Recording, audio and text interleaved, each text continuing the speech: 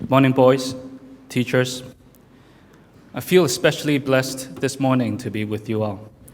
In extraordinary times like these, I like to be with people I love, be with my family, and there's no other place I'd rather be than here this morning.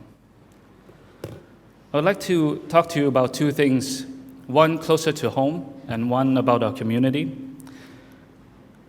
First, I want to talk about our student leaders, the boys who went to camp last week for 4 days and 3 nights. It was a wonderful experience last Friday, only 3 days ago, to see them come out more unified, more mature, more determined to do good for our school and for our society.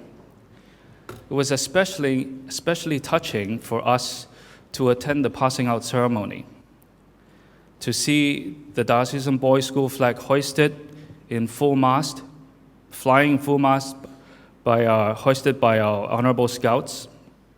The entire grade 11 marched in sync and in total unity. The brass ensemble lending dignity to the occasion, and the pride brimming in the parents' eyes. I know teachers and students alike are very proud of you, senior boys, in all that you have done and all that you have accomplished in just a matter of days. The other thing that was especially touching to see was that these grade 11 boys from very, very different backgrounds managed to bond together as platoons and teams and overcame these challenges and obstacles together. This, I believe, was the most wondrous part of the camp. And I am especially grateful to the teachers and the trainers, the lead trainer Benson and his team of trainers, and Mr. Cho, Mr. Key, Mr. Cheng, and many other teachers who went in to visit you all. Leadership and teamwork was a big theme during the camp, and it will continue to be as you serve the school and the community. There are 3 things about leadership that I would like to share with you this morning because I feel that it's relevant to you all, not just the grade 11 and grade 12 boys, but all of you who plays a leadership part in the places that you work or play. Perhaps in your church, perhaps in your project group, perhaps as a big brother at home. We all take up a leadership role sometime. And when you leave school here, you will see that many times people will look to you for leadership in challenging times. So I would like to share 3 things with you. 1, for those who feel that they are already ready to lead, I urge you, those that are so confident about your leadership abilities, that you will always have a time to reflect and search for the truth.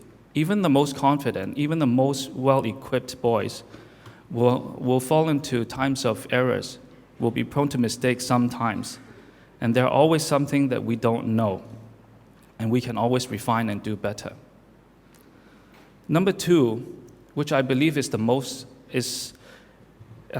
to most of us, is that sometimes we're put in a leadership position and we don't always know exactly what to do. And I want you to know that when you're leading and there are things that you don't know, it is okay. The leader is not supposed to know everything.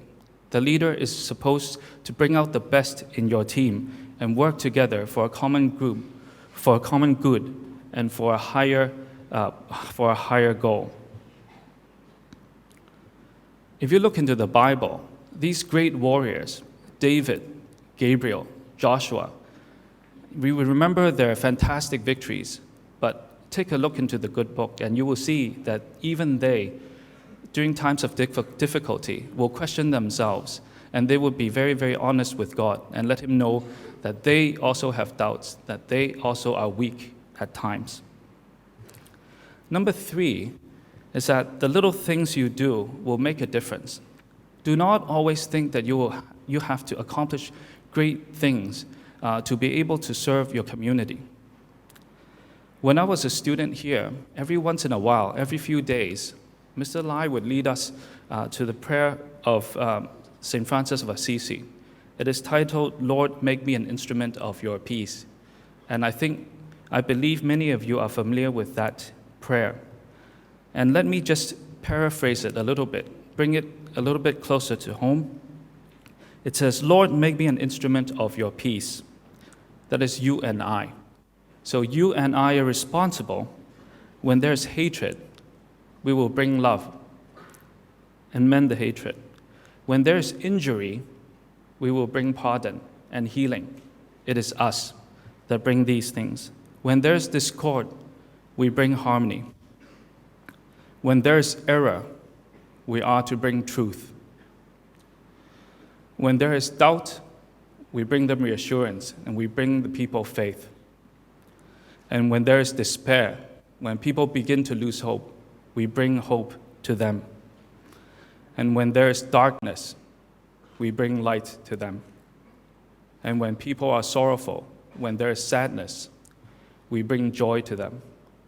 We see the things around us. We see things that are beyond our control, and we think, oh, what can we do? But I encourage you, you don't always have to go out and do the most magnificent things. Look to your neighbor. See if there's darkness. See if there's sorrow. See if there's despair. Help those. Help those that are in need.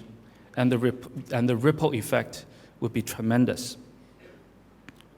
We all know that there's a storm outside of this school and outside the walls. It is hitting the entire city, and perhaps it will permeate throughout the country. We all have our different convictions. We all have our different beliefs. And within these walls, in the school, we give you a platform to examine things with different angles, to examine things with an open mind, and to accept people with different views. We need you to learn and prepare for the long road ahead, because when we leave, when the teachers and I leave, when we get old, you will be the one to pick up the torch. You need to equip yourselves now. This is a marathon. And I'm looking at this both in the short term and in the long term. And if you forget everything I say today, I want you to remember 3 letters, T, L, and C. This acronym generally is understood as an acronym for tender, loving care. Today, I want you to remember these 3 words as trust, learn, and care. First of all, trust. The teachers seated beside you, myself, the Reverend, we're here to help you learn, but you need to know that we also trust you. We trust you to make the best judgments for yourself. We trust you to be mature, to examine things in a mature way. Learn. You must equip yourselves now, because we're counting on you 10 years from now, 20 years from now. I was talking to the senior boys today. Your battlefield is not today. Your battlefield is when we are long gone, when we adults are long gone. 10 years from now, you'll be 24, you'll be 27. 20 years from now, you'll be in your 20s and your 30s, and you'll be the pillars of the society. And we will need you to contribute and mend and build. The third word is care.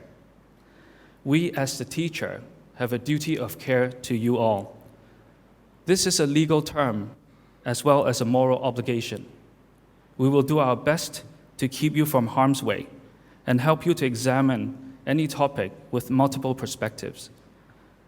But I hope that care also goes 2 ways, that you will exercise your care for the school, for each other, and by extension, to our society. And one final thing, never forget that our Lord is in control. Remember, we're here today, we're gone tomorrow, but our Lord was with DBS during the World Wars. He was with DBS when we moved to Kowloon Side, when we moved to this hill 90 years ago.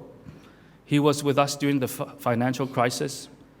He was with us in 1989, in 1967, and he will surely see us through any storm. And may God bless you all, the Diocesan Boys School, and our beloved city of Hong Kong. Thank you, boys.